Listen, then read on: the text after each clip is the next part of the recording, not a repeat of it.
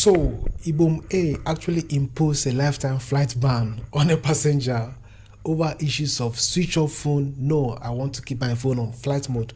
No, switch off phone and all of that. You see, when things like this happens, it makes me feel somehow. Just a very tiny thing, switch off phone. You can just switch off and move on. But she refused. At the end of it, look at the way it is.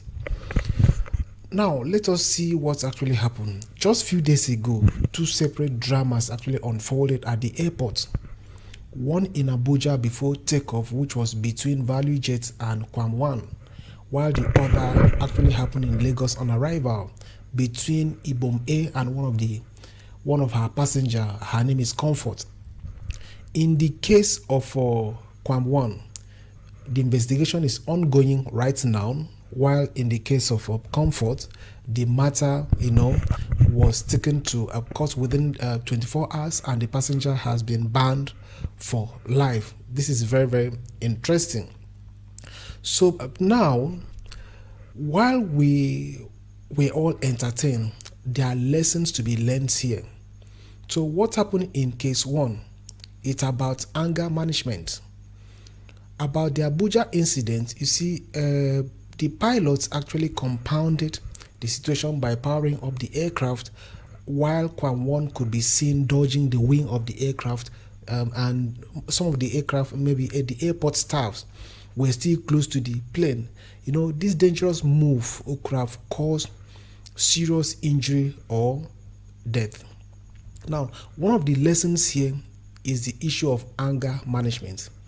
You see, managing anger in public can be a complex and challenging issue, particularly in an environment where maintaining composure is important.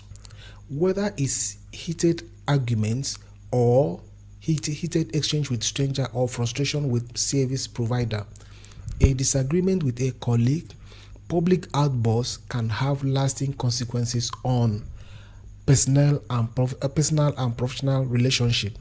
So finding a balance between acknowledging and expressing emotions while maintaining control and respect of yourself and others sometimes could be very challenging.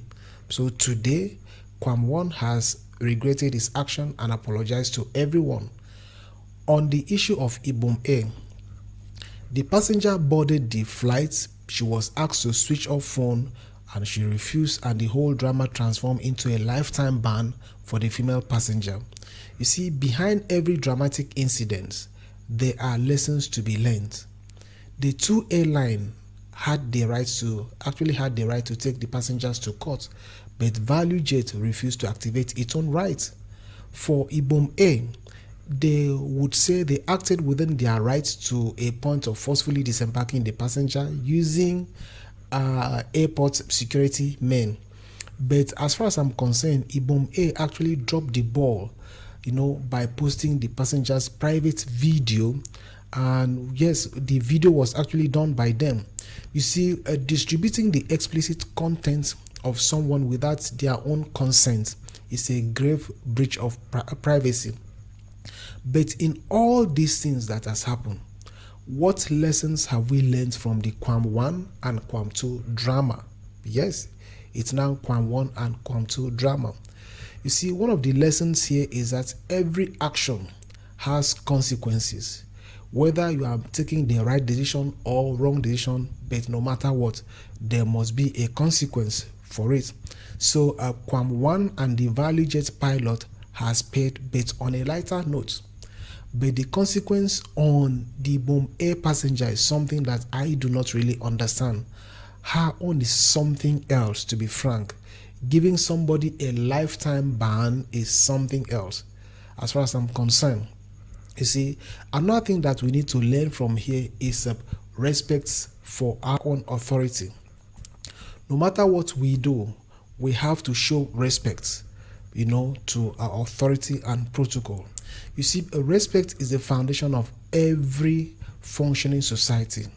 In a world where rules and guidelines govern our actions, respect for authority and protocol is crucial. So when we respect authorities and protocols, we build truth and ensure safe society. See, the incident itself actually highlights the importance of respecting authority and following established protocols.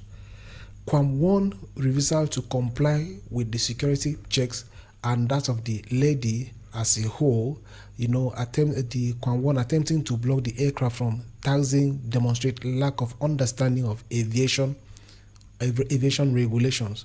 So please, let's just try as much as possible, as much as we can, to ensure that at every point in time we follow a protocol.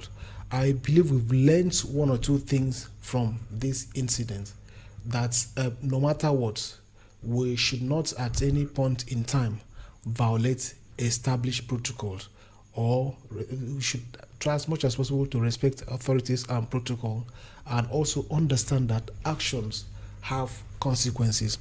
Please like and subscribe. Thank you.